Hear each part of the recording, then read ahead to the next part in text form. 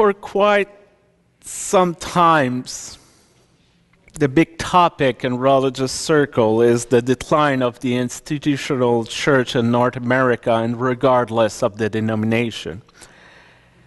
And probably you all know about this. You have heard people claiming they were religious, but not, they were spiritual, but not religious. You have read maybe article about the challenges of aging membership. You have noticed the secularization of our society.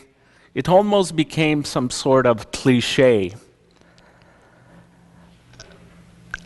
But when I look at this phenomenon, I often say to myself, wow, we're living in very exciting and great times. I really enjoy this.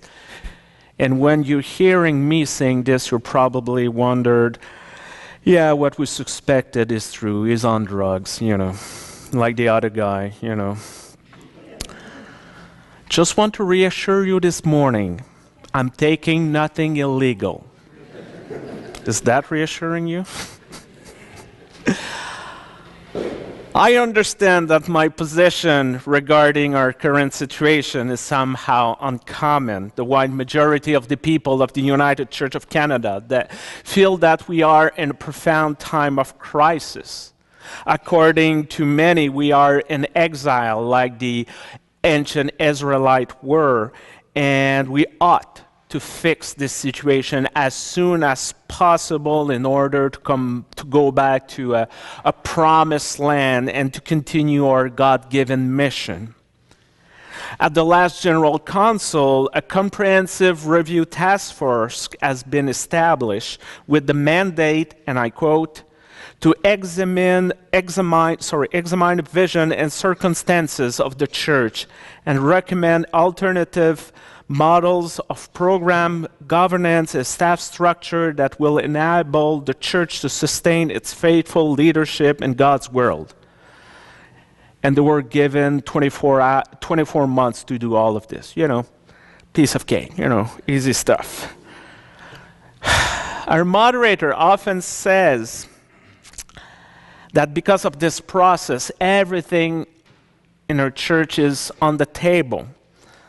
And if I believe it's true, this reflection will profoundly challenge our structures and our institution. I'm still convinced a few things remain off the table, like our sense of entitlement as Canada's largest Protestant denomination, or beliefs that our institution ought to survive regardless of the costs or the outcomes, and our grievings and lamenting about our lost golden years, when we had money and people, that we're not ready to let it go easily. Back then we did this, back then we did that, and it was so much better than today's reality. To think of the past as a better and maybe more glorious time is something common, I guess, across humanity. How many times have we looked into the past to find solution to our current problems? How many times did we held on a tradition or an activity because it worked so well in the past? How many times have we given up a project because the outcomes would not be as good as we had previously? These days, many of our congregation has a Camelot memory. If we're not sure exactly when it happened, who was the minister at that time, we surely remember that what we did was amazing and we ought to repeat it today at all cost. And the prophet Haggai faced a similar situation somehow in today's reading. And if I may hear, how many honestly knew there was a book in the Bible called after the prophet Haggai? How many knew there was such a character in the Bible called Haggai? Don't worry. Don't worry. You're not the only one. You're not alone. The wide majority of good, regular church-goer Christian cannot find this text without looking up the table of content. In fact, I'm convinced that most ministers have no clue what it's all about.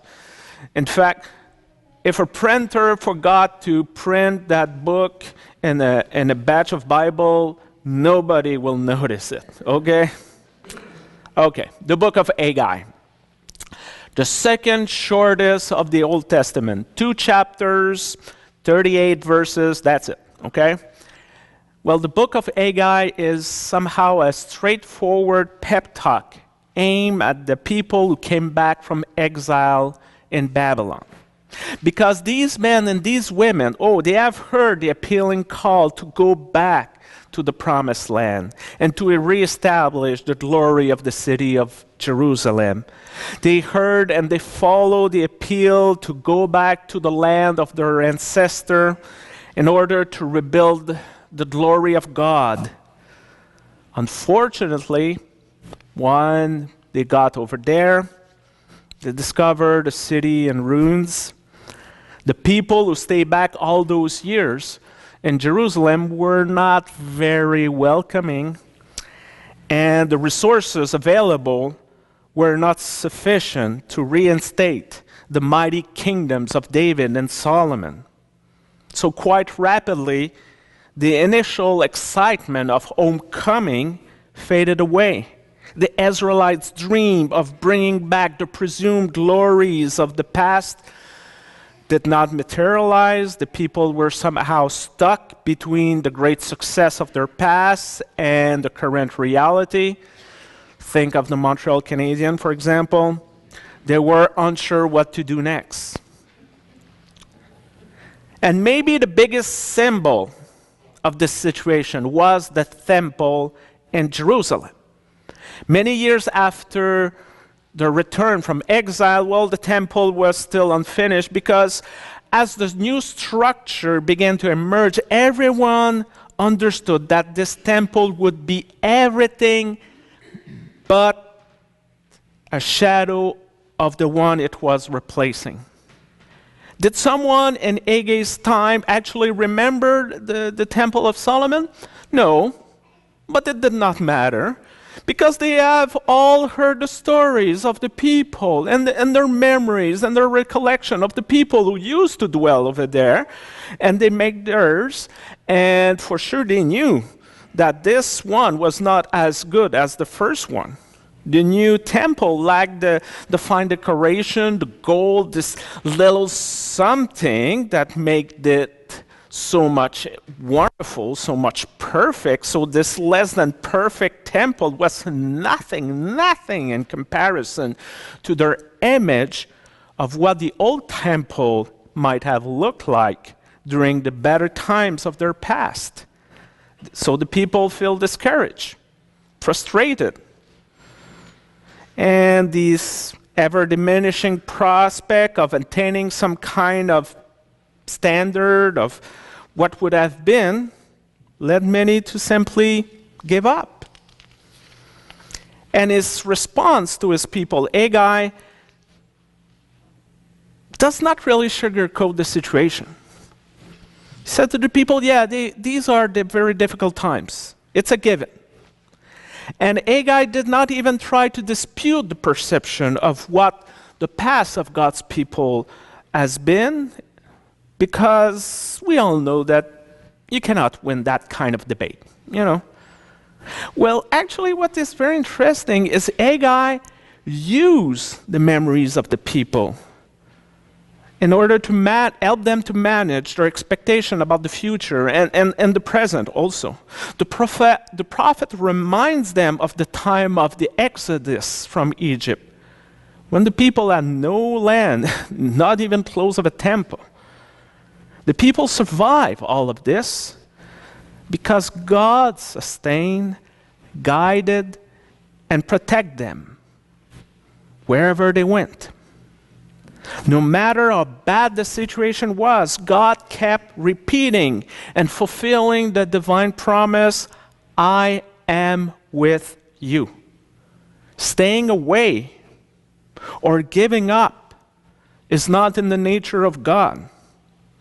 Not even the most desperate situation, the most hardest circumstances would prevent God from being, working, and acting through God's people. Never mind how bad things look or do not look, says Haggai. Take courage, work, and do not fear, for God is among us. And Haggai's word, said so long ago, are still relevant today as we're facing challenging times. Because the church is not about this building, it's not about our per capita giving, it's not about the number of people on our rolls, it's not about the size of our denomination, it's not about the influence our religion has in society. It was and still is all about the presence of the living God in our midst. No matter the size of our congregation or the structures of our institution, God is present and working in our world. No matter our state of mind or level of hope in the present, God is still creating something new, something exciting today. Experience taught us that human beings are at their best. They're the most creative. They're the most resourceful when we are forced outside our zones of comfort. And sometimes when we feel that we are literally yanked from it. It always has been easier to let go of what we're carrying with us when we cannot rely on the comfort of continuing everything as business as usual. And scholar tells us that the two most theological creative moments for the ancient, that's not an easy one. The two most creative theological moments for the ancient Israelites were the time they spent in the wilderness with Moses and the time they spent in exile in Babylon, because during those moments they were forced to redefine themselves. They could not go in the past to trying to find a solution to what they were facing because there was nothing. So they had to come with something new. They had to come with something different. Out of lust, out of chaos, out of deep soul searching emerged something new, something different that helped them to move forward, to survive. And the same is true for us today. We cannot go back to what we used to be. Because this time, sorry, but this time is gone forever. We wish, but no, it's gone. This is why we can affirm, that's why we can believe that these are great and exciting times, because we're forced to envision something new, something different that might not look like the great achievement of our past, of the great project of our past. And yet, that will help us to be able to see how God is present and visible in today's context. We are currently envisioning something that will shape the way we will live our faith and our spirituality for the next few years. We are at the dawn of a new understanding of what it means to feel the presence of God in our midst. We are building a new way to be the church. And at our side, there's a God during all those times of challenge, all those times of frustration. As much as we sometimes would like, we cannot live in the past. We cannot let our history completely paralyze today's decision.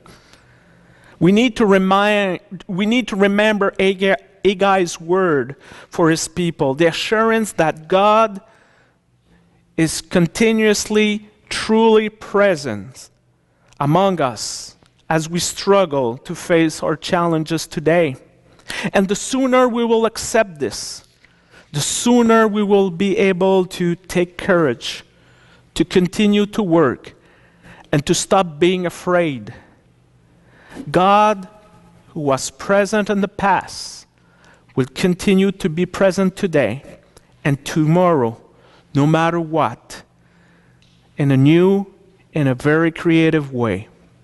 So thanks be to God, and amen.